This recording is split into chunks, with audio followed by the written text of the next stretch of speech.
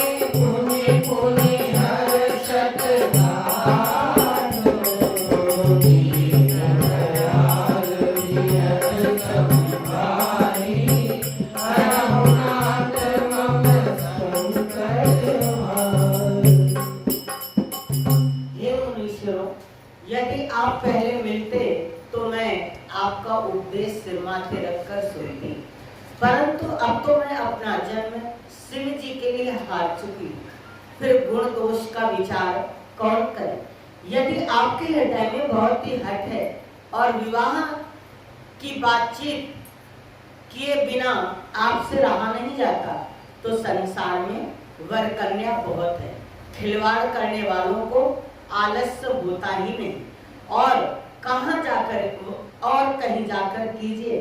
फिर मेरा तो करोड़ों जन्मों तक यही हट रहेगा, या तो शिव जी को वरूंगी, नहीं तो कुमारी ही रहूंगी। स्वयं शिव जी 100 बार कहें तो भी नारद जी के उपदेश को नहीं छोड़ूंगी।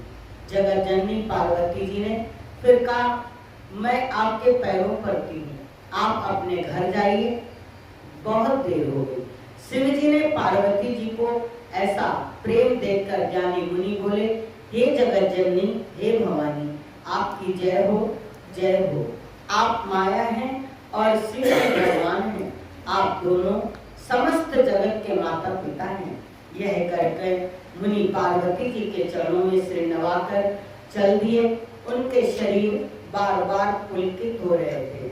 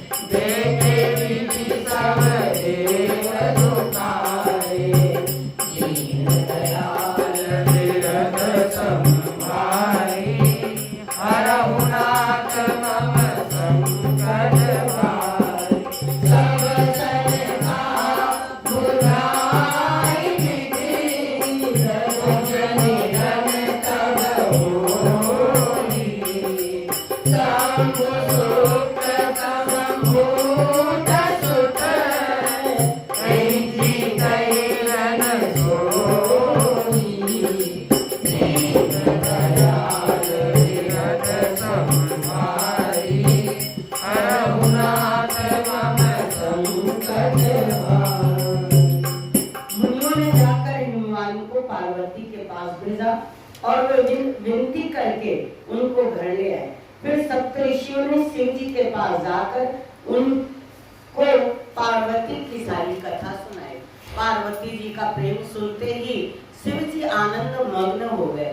सप्तऋषि प्रसन्न होकर अपने घर ब्रह्मलोक को चले गए। तब सुदान शिव जी मन को स्थिर करके श्री रघुनाथ जी का ध्यान करने लगे। उसी समय तारक नाम का असुर हुआ, जिसकी भुजाओं का बल, प्रताप और तेज बहुत बड़ा था। उसने सब लोक और लोकपालों को जीत लिया। सब देवता सुख और संपत्ति से रहित हो गए। वह अजर अमर था, इसलिए किसी से जीता नहीं जाता था।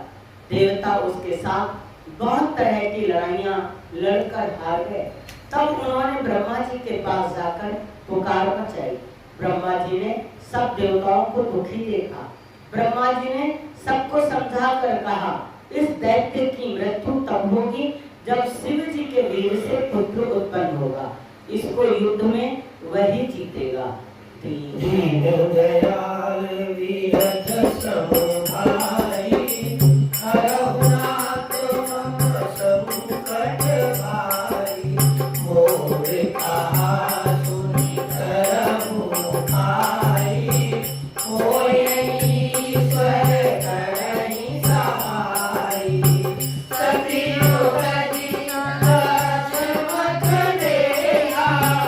जनमी राई हिमाचल गेला,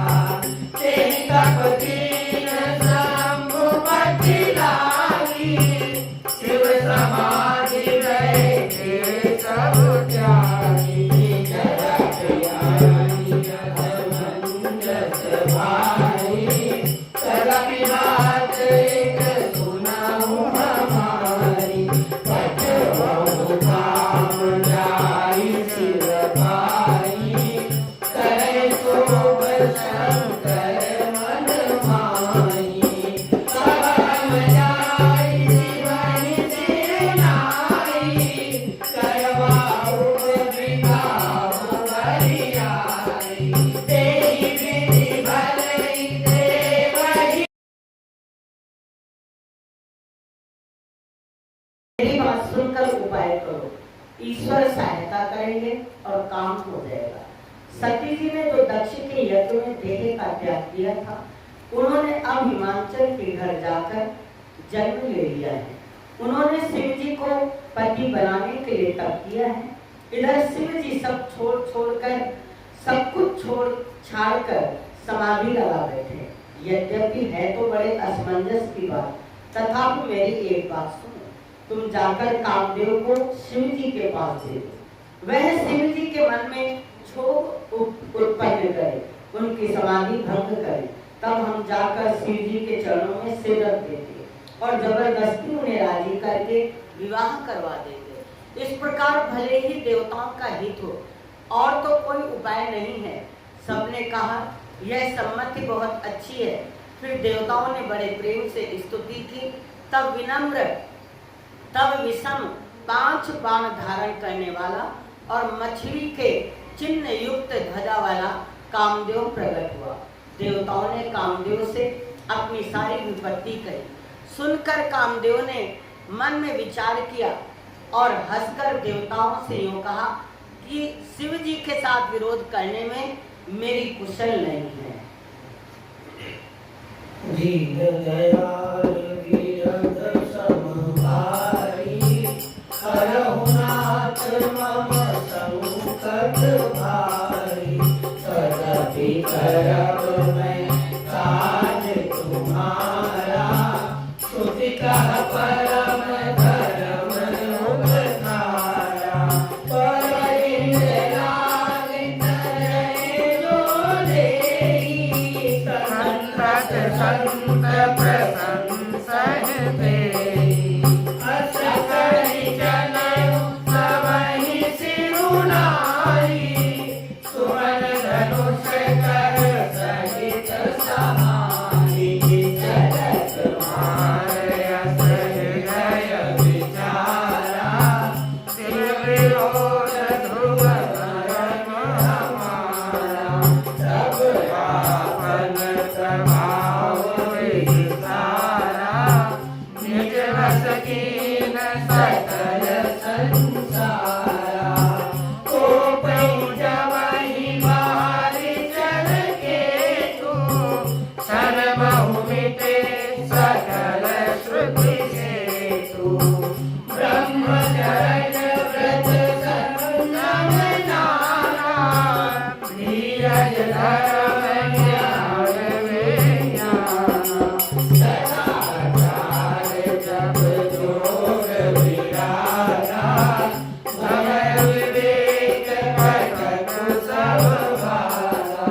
दीन दयाल विरध संभारी, हरहु नाथ मम संकट भारी। भाग्यऊ विवेक सहाय, सहित सुरभट संयुग मही बोले। सरसंत पर्वत कंदरहु मही जाहि, यही अवसर दूरे। होनिहार लिखा करता देखो, रखवार जन कर भरु परा।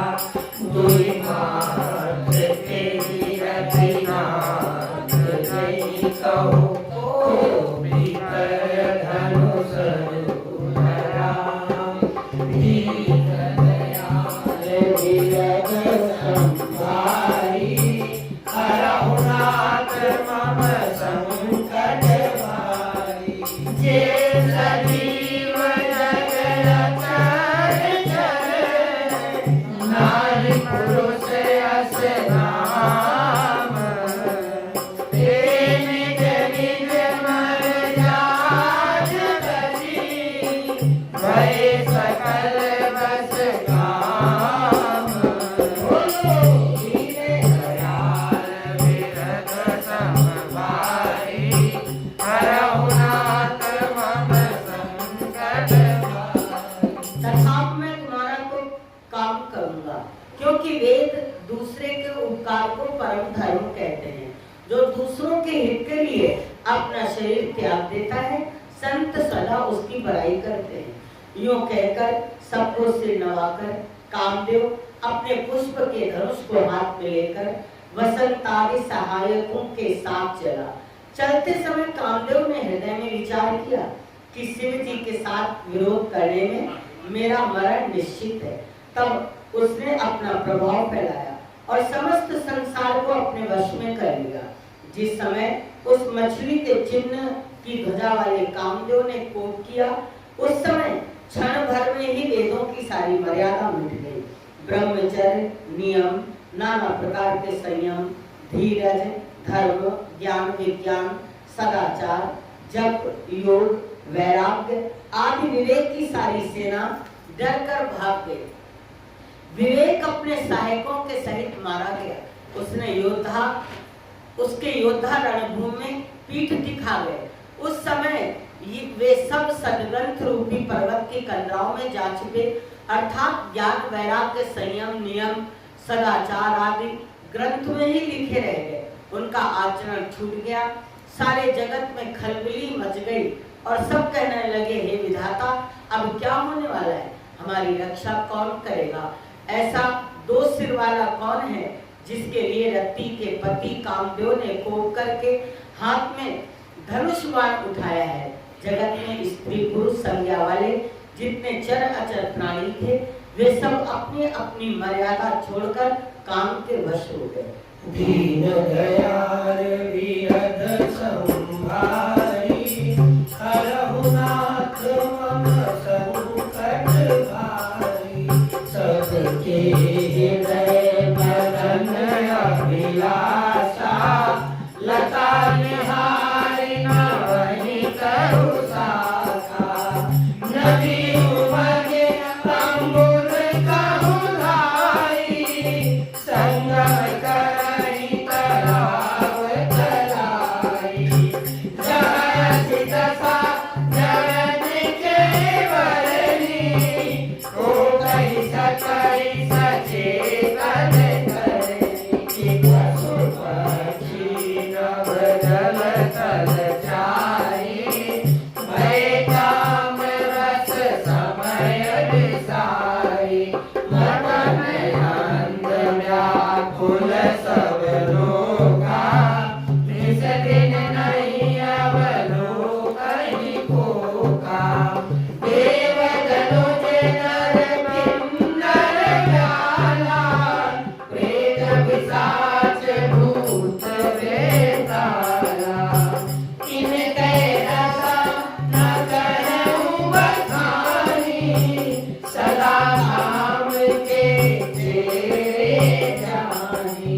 सिद्ध विरक्त महामुनि जोगी, ते काल बस भये वियोगी। दीन दयाल विरध समभारी, हरहु नाथ मम संकट भारी। भय काम बस जोगी, वस पावरहि को कहे। देखहि चराचर नारी मय ब्रह्ममय देखत रहे। अब ना बिलो कहीं पुरुषमय जग, पुरुष सब अबला भयं। दुई दंड भरी ब्रह्मांड भीतर, काम कृत कौतुक लयं। दीन दयाल विरध समभारी, हरहु नाथ मम संकट भारी। धरि न काहू धीर सब, सबके मन मन सिर हरे।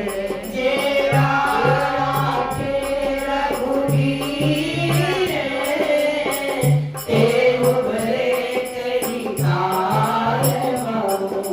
दीन दयाल विरध समभारी,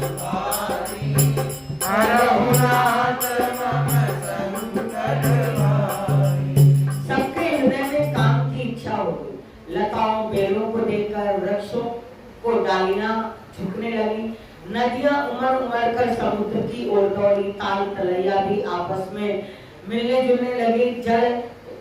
जब जड़ वृक्ष नदी आदि की यह दशा रही गई, तब चेतन जीवों की करनी को कौन कह सकता है।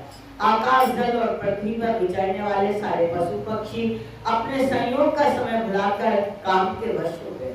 सब लोग कामान होकर व्याकुल हो गए। चकवा चकवी रात दिन नहीं देखते। देव दैत्य मनुष्य किन्नर सर्प प्रेत पिशाच भूत बेताल ये तो सदा ही काम के गुलाम हैं। यह समझकर मैंने इनकी दशा का वर्णन नहीं किया। सिद्ध विरक्त महामुनि और महान योगी भी काम के वश होकर योग रहित या स्त्री के विरही हो गए। जब योगीश्वर और तपस्वी भी काम के वश हो गए, तब पामर मनुष्यों की कौन है। जो समस्त जगत को ब्रह्म में देखे थे, वे उसे स्त्री में देखने लगे। स्त्रियां सारे संसार को पुरुष में देखने लगी और पुरुष उसे स्त्री में देखने लगे। 2 घड़ी तक सारे ब्रह्मांड के अंदर कामदेव का रचा हुआ ये कौतिक तमाशा रहा। किसी ने भी हृदय में धैर्य नहीं धारण किया। कामदेव ने सबके मन हर लिए। श्री रघुनाथ जी ने जिनकी रक्षा की, केवल वही उस समय बच रहे।